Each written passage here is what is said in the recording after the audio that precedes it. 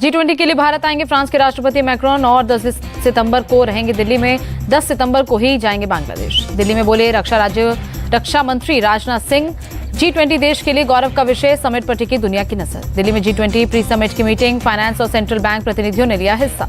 G20 digital economy meeting में बोले केंद्रीय मंत्री Rajeev Chandrasekhar, public infrastructure, cyber सुरक्षा और डिजिटल कौशल पर बनी सहमति। अनुराग ठाकुर ने भारत मंडपम में इंटरनेशनल मीडिया सेंटर का लिया जायजा, कहा यह गौरवशाली पल है।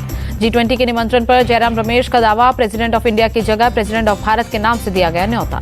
जेपी नड्डा का ट्वीट, लिखा कांग्रेस को देश के गौरव सम्मान से इतनी आपत्ति क्यों, भारत माता की जय के नारे से भी नफरत। असम सीएम हिमंता बिस्वा शर्मा का ट्वीट, लिखा भारत गणराज्य गर्व और खुशी का पल, हमारी सभ्यता अमृतकाल की ओर बढ़ रही है। G20 निमंत्रण विवाद पर बोले मनोज झा, संविधान में लिखा इंडिया दैट इज भारत, आप हमसे न इंडिया छीन पाएंगे न भारत।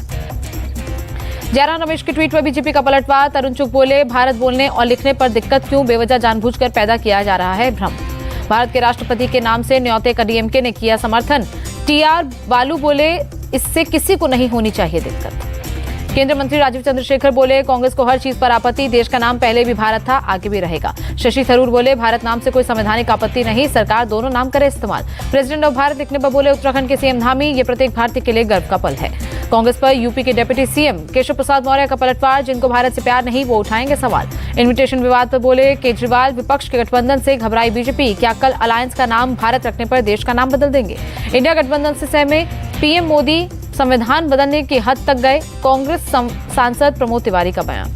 भारत नाम पर अमिताभ बच्चन ने जताई खुशी, लिखा भारत माता की जय। सीजीआई चंद्रचूड़ को 262 प्रतिष्ठित हस्तियों ने लिखा लेटर, उदयनिधि के भड़काऊ बयान पर स्वतः संज्ञान लेने की अपील की। सनातन पर दिए अपने बयान पर अड़े उदयनिधि स्टालिन, कहा मैंने जो कहा वो बार बार दोहराऊंगा। तमिलनाडु के मंत्री उदयनिधि की मां का मंदिर में सोने के मुकुट चढ़ाने का वीडियो आया सामने। बीजेपी ने कहा पहले अपनी मां को रोककर दिखाएं उदयनिधि।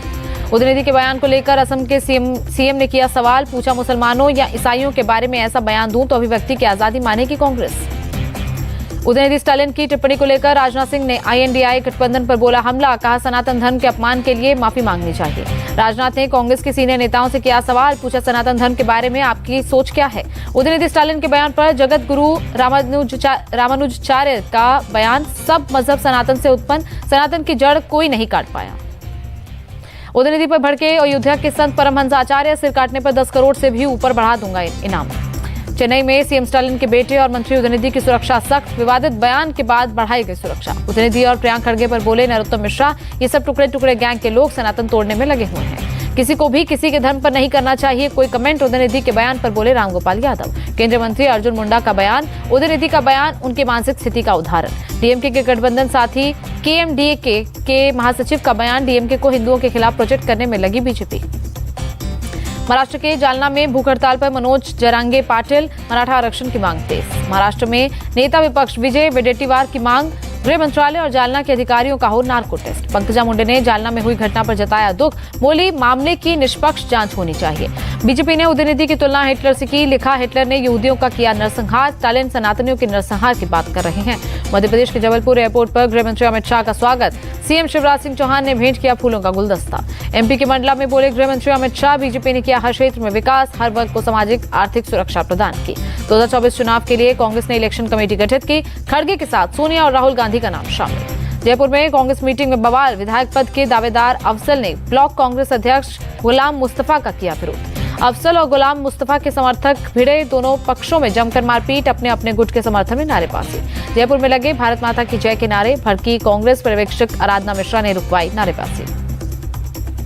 कार्यकर्ताओं से आराधना मिश्रा की दो टूक, कांग्रेस की जय के अलावा कोई नारा नहीं। बीजेपी का कांग्रेस पर अटैक, कहा कांग्रेस का असली चेहरा सामने आया, कांग्रेस के लिए देश से ऊपर पार्टी और परिवार। बीजेपी नेता अमित मालवीय का ट्वीट, आराधना मिश्रा को भारत माता की जय पर आपत्ति, कांग्रेस का पतन अब तय है। महिला आरक्षण बिल पर बोले आरजेडी सांसद मनोज झा, एससी एसटी और ओबीसी महिलाओं के लिए अलग से हो रिजर्वेशन।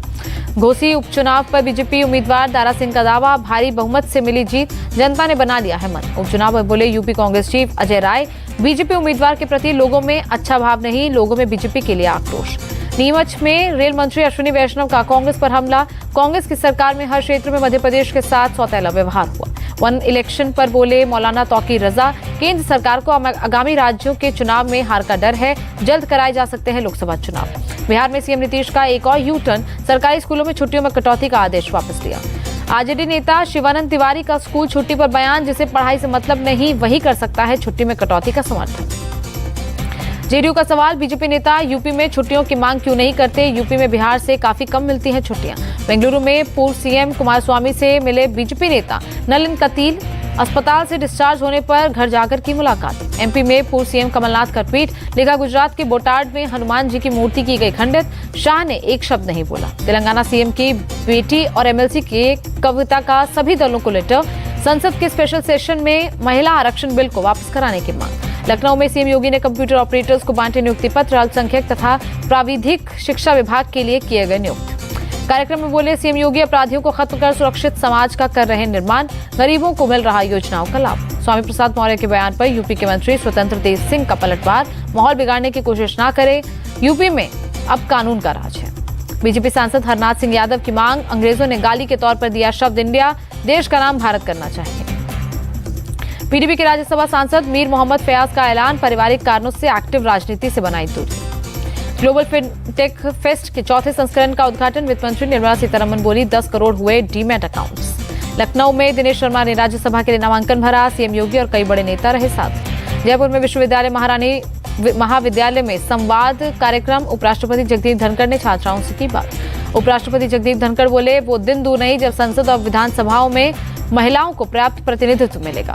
दिल्ली में पीएम ने राष्ट्रीय शिक्षक पुरस्कार पाने वाले टीचर से किया संवाद, देश से कुल 75 अध्यापकों ने जीता है अवार्ड। पीएम ने की टीचर्स की तारीफ, कहा अध्यापकों का समर्पण और प्रतिबद्धता प्रेरणादायक, देश के युवाओं का लिख रहे उज्जवल भविष्य।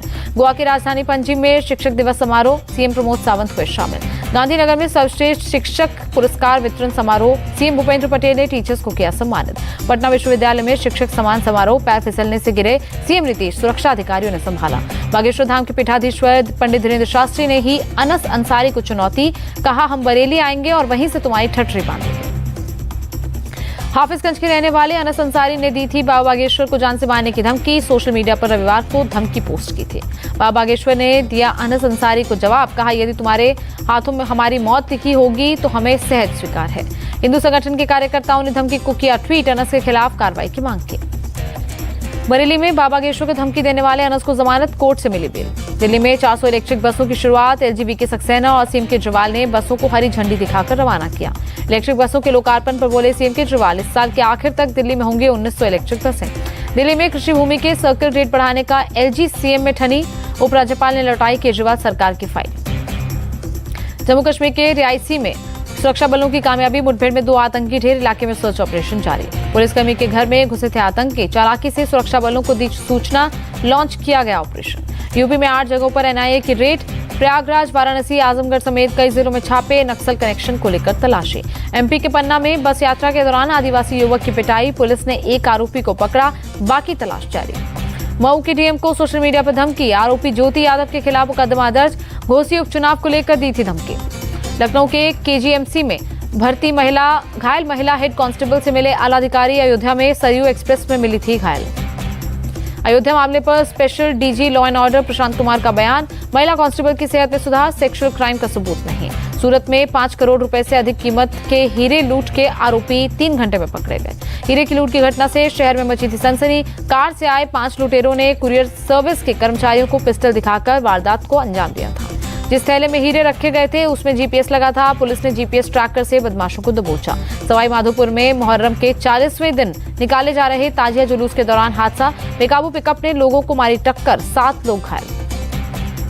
हादसे के बाद मौके पर जमकर हुआ हंगामा, नाराज लोगों ने पुराने शहर में बाजार बंद कराया, जामा मस्जिद के पास लगाया जाम। सूचना मिलते मौके पर पहुंचा पुलिस प्रशासन, काफी मशक्कत के बाद हालात को संभाला।